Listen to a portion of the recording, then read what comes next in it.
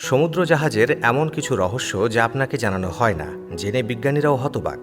নম্বর ৭। যদি মাঝ সমুদ্রে কোনো জাহাজ নষ্ট হয়ে যায় এবং চারপাশে হাজার হাজার কিলোমিটার জুড়ে শুধুই পানি থাকে, তাহলে কি করা হবে? রাস্তায় গাড়ি নষ্ট হলে আমরা মেকানিককে ডাকতে পারি, কিন্তু সমুদ্রে জাহাজের জন্য কোনো মেকানিক আসে না। তাই জাহাজের ক্রু সদস্যরাই এটা ঠিক করেন। আসলে জাহাজগুলো এমনভাবে ডিজাইন করা হয় যাতে সেগুলোর একাধিক ব্যাকআপ সিস্টেম থাকে। যদি একটি ইঞ্জিন বা জেনারেটর কাজ করা বন্ধ করে দেয়, তাহলে অন্যটি চালু হয়ে যায় এবং কিছু সময়ের জন্য জাহাজ সচল রাখে। এছাড়াও সমুদ্রের টাগবোট ব্যবহার করা হয়, যা নষ্ট হওয়া জাহাজকে ধীরে ধীরে টেনে নিয়ে আসে। আর যদি পরিস্থিতি আরও খারাপ হয়, তাহলে ক্রু সদস্যরা লাইফ বোটে চলে যান এবং উদ্ধার সহায়তা আসার জন্য অপেক্ষা করেন। নম্বর ৬। এটি বিশ্বের সবচেয়ে বড় জাহাজ, যার সামনে টাইটানিককেও ছোট মনে হবে। আইকন অব দ্য সিজ নামের এই ক্রুজ শিপটি পৃথিবীর বৃহত্তম যাত্রীবাহী জাহাজ। এটি এত বিশাল যে একসঙ্গে ৭,০০০-এর বেশি যাত্রী বহন করতে পারে।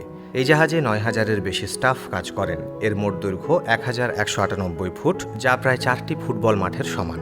জাহাজটির ওজন প্রায় ২,৫০,৮০০ টন। সবচেয়ে আকর্ষণীয় বিষয় হলো এতে ১০ তলার একটি water park, ৩৬০ degree sky view bar, ৭টি সুইমিং পুল এবং ২০টি ভিন্ন ধরনের রেস্তোরাঁ রয়েছে। এটি যেন একটি ভাসমান শহর। নম্বর ৫। এত বড় জাহাজ চালাতে কত পরিমাণ ডিজেল লাগে কখনো ভেবে দেখেছেন?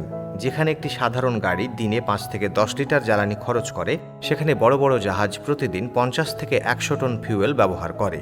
এমএসসি গুলশানের মতো কন্টেইনার জাহাজ একদিনে প্রায় ২ লক্ষ লিটার ডিজেল খরচ করে এবং দিনে ৭০০ থেকে ৮০০ কিলোমিটার পথ অতিক্রম করতে পারে। তবে এখন এলএনজি, লিকুইড ন্যাচারাল গ্যাস ব্যবহার শুরু হওয়ায় জ্বালানি খরচ কিছুটা কমেছে এবং দূষণও হ্রাস পাচ্ছে। নম্বর ৪। একটি বিশাল জাহাজ তৈরি হওয়ার পর সেটিকে কিভাবে পানিতে নামানো হয় জানেন? আসলে এটি একটি বিস্ময়কর প্রক্রিয়া। বড় জাহাজগুলোকে পানিতে নামানোর জন্য সাধারণত সাইড লঞ্চিং বা স্টার্ন লঞ্চিং পদ্ধতি ব্যবহার করা হয়। এতে জাহাজকে পাশ থেকে অথবা পেছন দিক থেকে হেলিয়ে পানিতে নামানো হয়।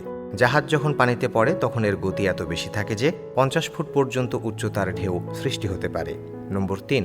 যদি আপনি কখনো কোনো জাহাজকে ভালো করে দেখেন, তাহলে লক্ষ্য করবেন যে এর পেছনে একটা বিশাল পাখার মতো বস্তু রয়েছে। এটাকে বলা হয় শিপ প্রপেলার, যা জাহাজকে সামনে এগিয়ে নেওয়ার জন্য অত্যন্ত গুরুত্বপূর্ণ।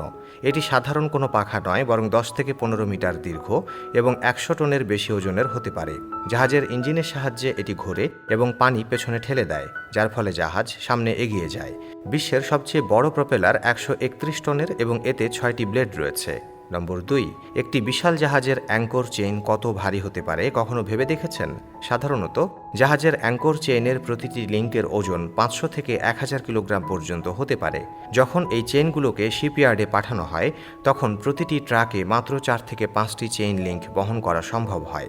সবচেয়ে অবাক করার বিষয় হলো, একটি অ্যাঙ্কর চেইনের মোট দৈর্ঘ্য ৫০০ থেকে ১,০০০ মিটার পর্যন্ত হতে পারে, যা জাহাজকে গভীর পানিতে শক্তভাবে ধরে রাখার জন্য ব্যবহৃত হয়। নম্বর ১। এত ভারী জাহাজ কিভাবে পানির উপর ভাসতে পারে? এর সহজ উত্তর হলো আর্কিমিডিসের সূত্র। যখন কোনো জাহাজ পানিতে রাখা হয়, তখন এটি নিজেদের ওজনের সমপরিমাণ পানি সরিয়ে দেয়। এই সরানো পানির চাপই জাহাজকে ভাসিয়ে রাখে। একে বয়স ফোর্স বলা হয়। যদি জাহাজের ওজন পানির তুলনায় বেশি হয়ে যায়, তবে এটি ডুবে যেতে পারে। এজন্য জাহাজগুলোকে ভেতরে ফাঁপা বা খালি রাখা হয়, যাতে তাদের ওজন কম হয় এবং তারা সহজেই পানিতে ভেসে থাকতে পারে।